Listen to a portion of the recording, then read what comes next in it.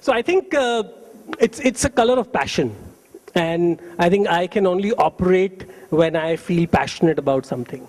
And I think that's why I don't like suits.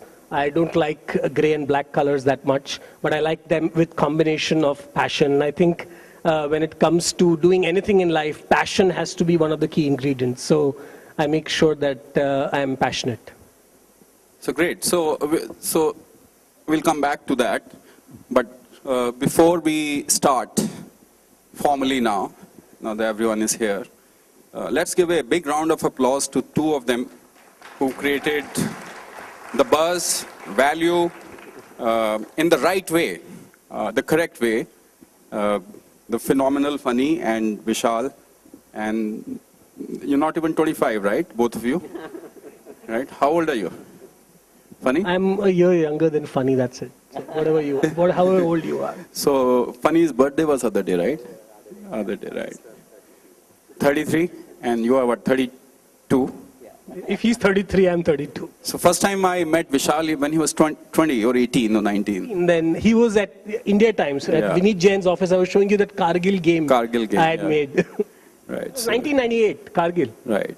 So it was very evident even then that he's on to something. But it's taken a lot of time, right? In India, that's 15 years of your life. Tell us about those 15 years. What did you lose in them? So, since I started when I was like 16, 17, for me this was all fun and games. So I was mostly having fun. Leaving some days when, we had, issues with investors, customers and operators not paying us on time. Leaving those days, I think it was a lot of fun. And it was almost like, so I had a very, very bonded team together. We were almost friends working with each other. So I think because of the atmosphere we had created, we never ever felt that we were working. And I think that is the key thing, that the day you start feeling that you are working is when, problems start, or when you want to, when you want to quit. Since I never started, I never had to quit. So your story was very different. You never worked for anyone from day one. Funny, your story is different. You worked at Infosys, and I remember I met you when you were just about raising money, and we met at Wellington Lawn, if you recall. And what inspired you? What was the trigger to leave a reasonably good job with Infosys and go on a crazy journey? Texas Instruments. Texas Instruments, yeah. Actually, our story is we are incidental entrepreneurs. I couldn't get a bus ticket, and then we thought we could solve that problem. And initially, about 6-7 years back, open source was big. So we thought we will create an open source solution, give it to the bus operators, and when they use it, we as customers would benefit. So that's how we started. Initially, we didn't even put a business plan. We didn't think about business, didn't know about entrepreneurship, didn't know about VC. So we just started writing that software as a weekend thing. And we didn't know software also. For example, I was in VLSI design. And my co-founders, one of them was in a hardware design, the chipboard and etc. And the third one was close to software, which is, but he was working on a IBM proprietary software, which is nowhere close to web technologies and etc. and all. So the first thing that we said is, okay, if you want to write this software, and because anyway it's supposed to be open source, there is no point going and outsourcing it to somebody. So we went and bought books on database.net and etc. And we had to, so we had visualized 3 layers, the front end, the middle layer, and the back end. And because we 3 of us, at that time, actually 7 of us, but 3 of us were into software, so we split it. I was supposed to take the front end design, and then Charan was supposed to take the middle layer, and Sudhakar was supposed to take the database layer. And that's how we started writing the software. I've heard of this Brahma, Vishnu, Mahesh, 3 parts you play. But this is a new one, front end, middle layer, back end, right? Yeah. Like in that GSF logo, I am the gray one at the back. All our EIRs are the colorful ones in the front. So just expand on this philosophy of 3 founders stepping out. And you were not solving Word's problem, actually. You were solving your own problem that you were encountering. Yeah. And by serendipity, you hit upon a bigger market, right? Yeah. Is that the right way to think about it? Yeah, I think that's true, yeah. So when was it that you realized that you're onto something big? Was it after you discovered Mahesh or before? Uh, I think, yeah, Or I think it was. ask Mahesh this question, right? No, I think Mahesh and Seed Fund has something to do with it. Because the first time when I presented to Bharti, Bharti was here Bharti's from here, Seed right? Fund. Yeah. Bharti's here somewhere, right? Yeah, I just saw She's her. outside. So we presented to Bharti, and Bharti we came to know from Thai. We were and if you go back, when we had this idea, we created the software, went to the bus operators and said, use this software, it'll help you. And it's free of cost and etc. And bus operators weren't using that software. So we spent 2 months trying to give the software to the bus operators, and they were not using it, and we felt really bad. Because if they didn't use the software, it was the end of the idea. And all the 4, 5, 6 months that we put in creating the software would go waste. And I didn't know what to do. I was talking about it to a friend in my office. He told me that there's a thing called Thai. Why don't you go there and present it to them? You will find some help. So we went and presented at Thai. I Googled up, took membership, presented at Thai, and then we got mentors from there. And subsequently, because we were selected by Thai, we were in the Thai newsletter. I think from there or from somewhere, Bharti learned about us, and 2 other VCs learned about us, and then they wrote to us saying, we are VCs, we'd like to invest in you. And that's so we came in touch with Bharti. So the first plan that I presented to Thai and subsequently also to Bharti, the same plan, said we want to raise 30 lakhs and build this company in multiple cities in India and be profitable and use this money for 3, 4 years.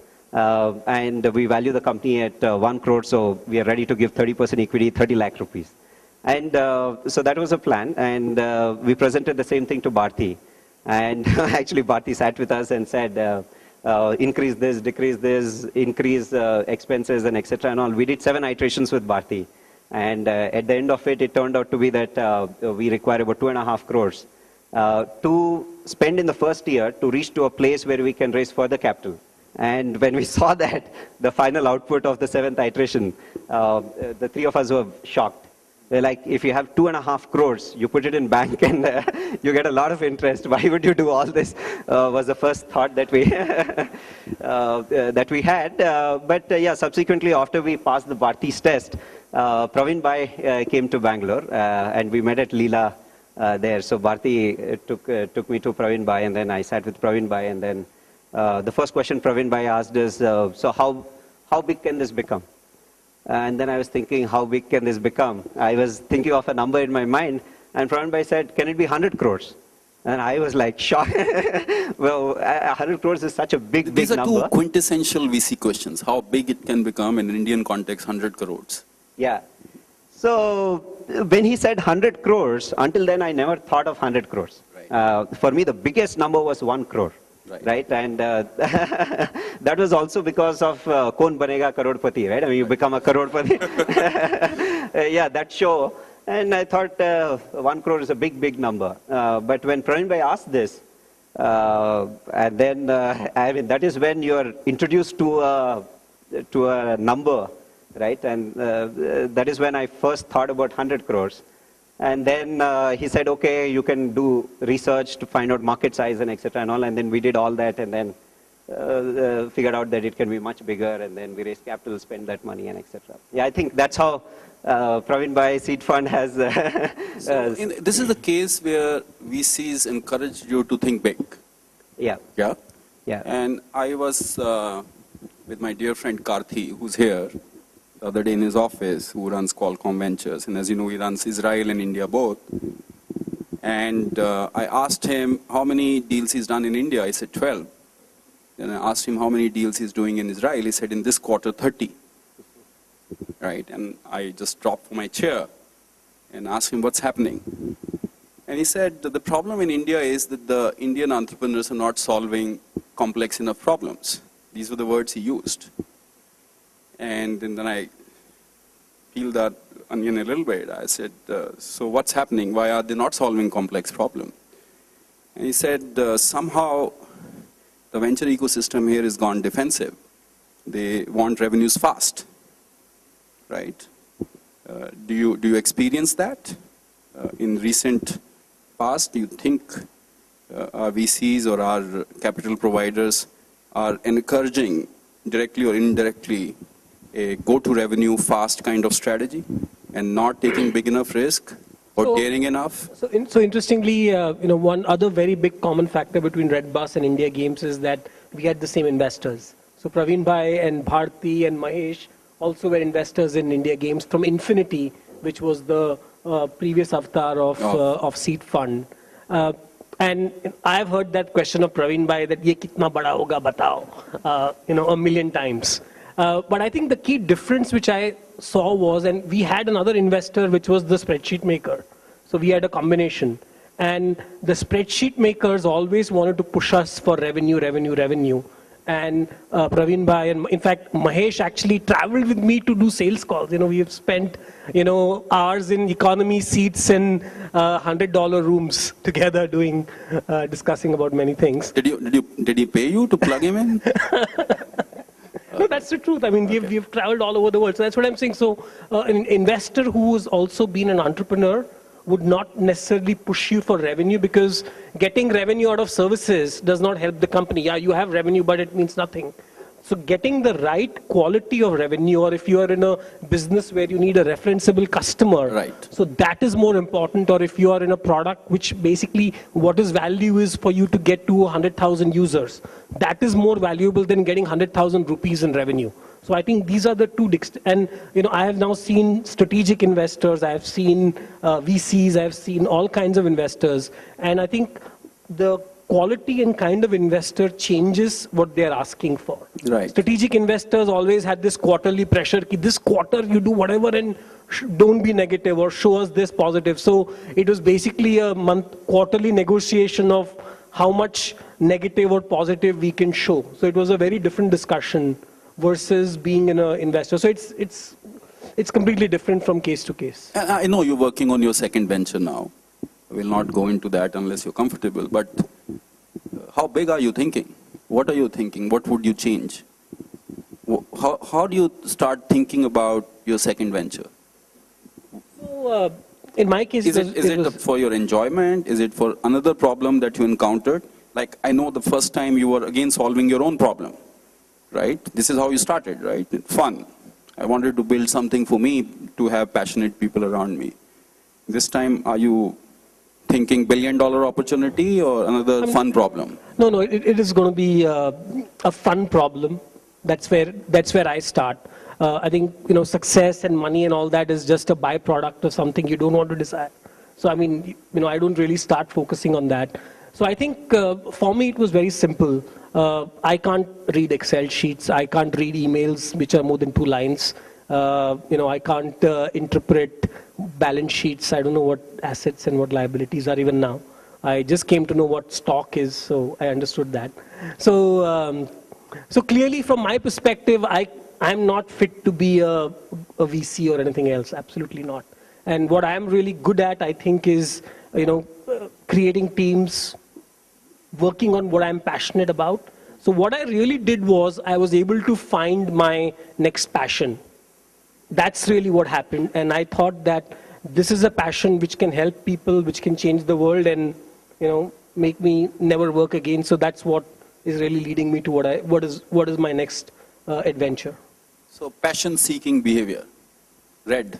Or passion seeks me rather than I seek my passion. Excellent. It's a two-way street. So what about you, Fanny? Have you thought of your next venture, beginning to think about it? Do you want to take 1 year sabbatical, or you continue to engage with Redbus for 3 years? Yeah, I think the last one is right. So I'm continuing there. I'll continue there. What changed for you? On how to not continue there. What changed for you on that day when you decided to sign on the dotted line? Nothing changed. Yeah. As of now, nothing's changed. What changed for just you, that Vishal? the board is different. So nothing changes on the day you sign, and a few months after that. But then there is something called SAP, which comes, and SAP zaps everything out of the company. SAP. SAP. Okay. And the day you hear these 3 words, get out of there. So nothing changed.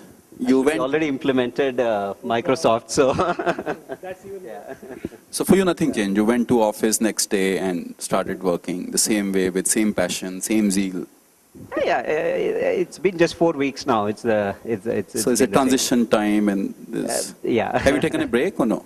Sorry? Have you taken Yeah, a break? I went on a break. Where did just you go? came back. So we went to London and came back. Yeah. take a bus. And I took a bus there. So what's the plan for Redbus now? It's now it's become an Aspers company. What's the Redbus 2.0, 3.0 now? What's the vision for it? Yeah, actually, we had a plan for the next 3 years, Right. which is doing just the same thing that we are doing and continue to grow. Bus market is very, very large in India, and we're doing a tiny part of it. Only now we're getting the government RTCs also participate with us. And there are problems of different kinds there. For example, we have one of the large RTCs with us, but we can't sell their inventory because every time we ping their server, it goes down. So I think there is a huge opportunity It's there. like the So we have Indian to payment replace- problem. You ping the bank servers, they go down. that is much Better, probably million times better than the RTC servers. So I think there's an opportunity there. So by the time we set all these up, it will be a few years. Right. And in your case, when Indiagames becomes Disney Games, what changes? Did they buy into your vision or what it needed So to I think, be, or it's got changed? I think it requires a different DNA to be part of a large organization and run that organization versus running a startup entrepreneurial company. So I think what really changed really was the vision was the same and the plan was the same, but I think the style of execution expected from Disney, which is a whatever multi-billion-dollar corporation, they have, you know, a lot of legal compliances, a lot of financial, complications in terms of etc. So I think a lot of my time was going into things which I normally don't enjoy doing, which is creating 5-year plans and all kinds of things, which is important because clearly that's how large companies are run, but certainly not something I was good at. So, and there are some people who really are very, very good at that. So I think what really was the case was getting the right people to run that kind of organization was important. And I don't think so I was the right person to be continuing to run the business. But you also are angel investing. You're investing behind a few ideas. Yeah. Can you share your philosophy and what gets you excited? So in my case, I've now done about 7, 8 investments. It's mostly 80% of the time backing the team and the people. I think that's really what it is. The rest is really about a combination of market, opportunity, etc. But all of those things are very fluid and they keep changing, in India especially. You're not a thesis-driven person. I mean, I want to build payments company. No, nothing of that e-commerce sort. company. Nothing of that sort. The only other thing which I also did was I kept away from investing with funds and angel groups and all of that. I said that I don't want to bias myself with opinions of other people, because a lot of times what happens is that you meet a company when you see, oh, this X person has rejected it or accepted it, and a lot of times your opinions start to build like that. Right. So I try to be completely unbiased when I'm evaluating these opportunities, and hence I think that's the only difference in my thesis, if you have to put it, in terms of evaluating these companies. So, funny, would you now invest in some startups? Can they be hopeful? Haven't decided anything yet. Yeah. But you're open to it, right? Yeah, I'm not close to it. Great.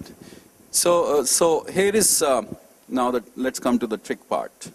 So over the year you gather multiple investors. They have different expectations. The board gets complicated, right? Different representation. And then it leads to a situation where 5 years have passed, funds have requirements, they need to give the money back. There is subtle persuasions to create liquidity, right? How do you deal with these pressures? What did you do? Actually, in our case, because thankfully we are doing well, there are other investors who wanted to buy secondary. So if an investor wanted to exit, there's always another investor Also because we're not doing fundraise every time. So we always had those offers. So I really didn't have to deal with it. If an investor wanted to exit or if an ex-employee wanted to exit, anybody wanted to exit, there was always a buyer there. But one thing which I really appreciated, you took care of a lot of employees. The robust ESOP program, number of co-founders who have created wealth out of this transaction. What would you like to share with other young startups here in this room? How should they be thinking about building a team, use of stocks cleverly and wisely? Yeah, actually, I think in retrospect, probably we didn't do as much to a lot of employees, to a lot of employees. Probably we could have done better, but I don't think if I start again, probably I would do that. Because the problem with stock options is, and I also spoke to a lot of people, let's say from Infosys and Wipro and etc. and all, or some other companies which have exited. I asked them, so how was your stock program? Who did you all give it to? They say, initially we started with everybody, from peon to the driver to everybody got stocks. But after some time we realized that it is a limited number.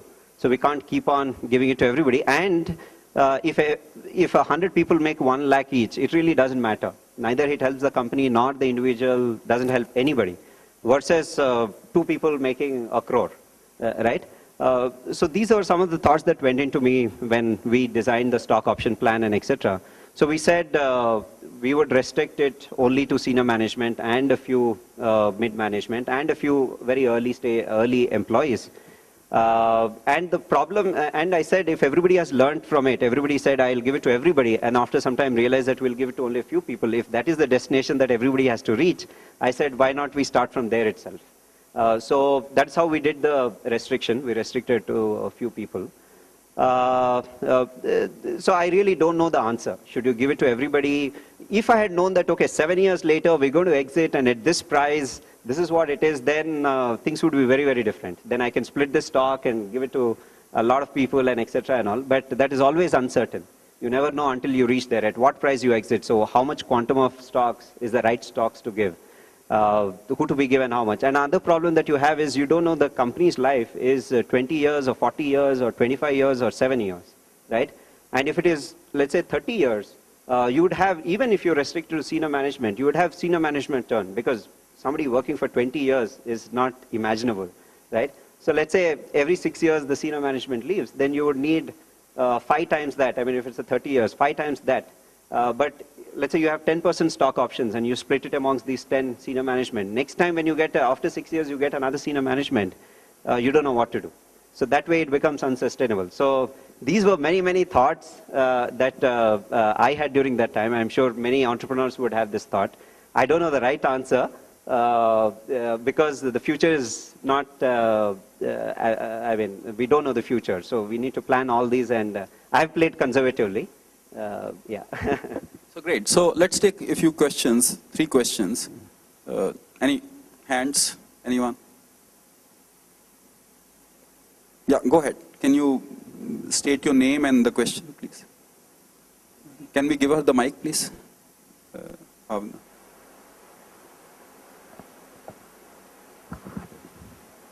Hi, Fanny. I'm Shripriya. My question is to you. If you are given a chance to do the Redbus story once again, what would you do differently? I mean, what is the key learning for you and what would you do differently?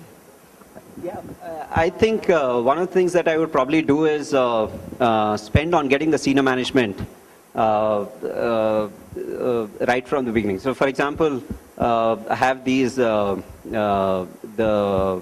recruitment agencies or the executive search firms. Spend on them and get the right senior management right from the beginning. Because initially, because I was conservative, I said, okay, let me figure out friends, families, not families, sorry, friends and look around, friends, and etc. and all that, and you spend a lot of time. But if you look at it, to build serious business, you need that serious experience, smart, and etc. and all that people. And there are very few of them. So I think I would spend that money to find the senior management because it will expedite the whole process. One more. So while the thing, so for you, capital wasn't a constraint. You had reasonable amount of capital available to execute your plan. What was the constraint? The talent or strategic advice? What? No, all through the journey, there was no constraint, and I think the growth, whatever we've had, we've had. And I think it is more philosophical or more the kind of people we were. Like, for example, we always said, do it the right way. I mean, right way in our perspective. We said, okay, first, most important is when a customer comes, he should book with you, rather than get more customers. And thankfully, the 3 investors that we had, they were patient. They were not like forcing us, why don't you just do advertisement? Why don't you spend the money that you have, and etc. and all. We played to our thinking, we played to the way we are, and we built those things. And with that, I think as a result, we had a lot of confidence because we're doing just what we want to do, and we're getting success out of it. Though we were not probably the fastest growing, the largest, though we took 7 years to reach wherever we've reached, in retrospect, I don't think we'd have reached any higher if we had, for example, launched a TV campaign in the second year, right? We'd have had a strong growth maybe in the second year, but after that, I think in a long run, we would have probably ended the same place we have ended. You needed to solve a lot of supply side problems. Supply side, and also teach people that they can buy bus tickets on internet, etc. and all that, yeah. So what's your optimism about Indian digital story, Vishal? Paint a picture. Next 5 years, 10 years, what do you see where is the excitement? I think India is going to be one of those markets where, as we say, we kind of keep jumping technologies, and I think the whole market, came into mobile phones, and I think we are all optimistic about what's going to happen with 4G. But what I'm more optimistic about is not all of this. I'm more excited about the average Joe, the aunties, the uncles of people who are now getting onto digital. YouTube, Twitter are becoming household names in India, which was previously not the case. And I think that's really a big change, because technology was always these thing which young people used to do. And I think, if you were about 60 or 50, that was not really something which you normally got involved with. But suddenly I'm seeing a huge change over there. And I think as information becomes much, much broadly available, people are going to communicate back. So India has largely been a society where there was a central, information dissemination, whether it is newspaper, TV, and everything else, and people were just consuming it. And discussions were limited to people's houses or, outside there, whatever, in the complexes. Today, with the advent of what's happening on the internet and on your mobile phones and stuff like WhatsApp, suddenly people are able to communicate and hyper-communicate with each other. And I think that's going to lead to amazing opportunities. The one other thing which is very different than India and China, which I know everybody wants to compare with, is, the favorite question everybody asks me is that why is there no billion, trillion dollar or whatever, $5 billion companies from India when it comes to the internet? And my answer is very simple, because in India, the #1 search engine is Google. In China, they shut down Google, and that's why we have, Baidu. And same is with Twitter and Facebook and everybody else. So in a way, the market here is a lot more open. And I think a lot of the startups here should no longer think of just India as their market. Just like how Facebook and Google is able to penetrate into India, I think the same way products built here can penetrate abroad. You believe that? I think so, because, if you really look at what's happening, I mean, Redbus, I can tell you, Greyhound, I was trying to book a ticket on Greyhound the other day, and I was thinking, I wish Redbus was here. It is so horrible. So I'm just saying that, the problems are there too, and it's just that companies are not as focused around it. Right. So I think we are now going to see an advent, because the world has become a smaller place, right? Your app can go on the App Store equally higher than Angry Birds or anything else on the Android store. Suddenly everything is democratized. The marketplace is democratized. Not because you're in India, there is nothing like, you need to now sign a contract with Verizon or Vodafone or AT&T, which was the challenge before. So today, I wouldn't be surprised that, some kid from Jhumri Talaiya will be creating the next $1 million, $1 billion app. So, what's the excitement for you, Funny? Next 10 years, where do you go now? Where is the biggest excitement in India's story? I think in India, I mean, one thing that really makes me happy is so many, like for example, my maid's children are going to a school, and they're going to English medium school, and they can speak English. I mean, and not so much about English, but the quality of education that they're getting is so much better than the maids of my parents, right? I feel that probably, and as soon as 10 years later, because all these guys have been going to school 10 years, right? I mean, the next 10 years later, they're all going to come out. And I think that will drastically change the country in terms of the kind of people that they're going to elect, the kind of jobs that they're going to get into. I mean, they're all going to become us, right? And I think the country would change drastically just on that one thing. I'm very, very excited. I mean, not so much about... right. So thank you very much.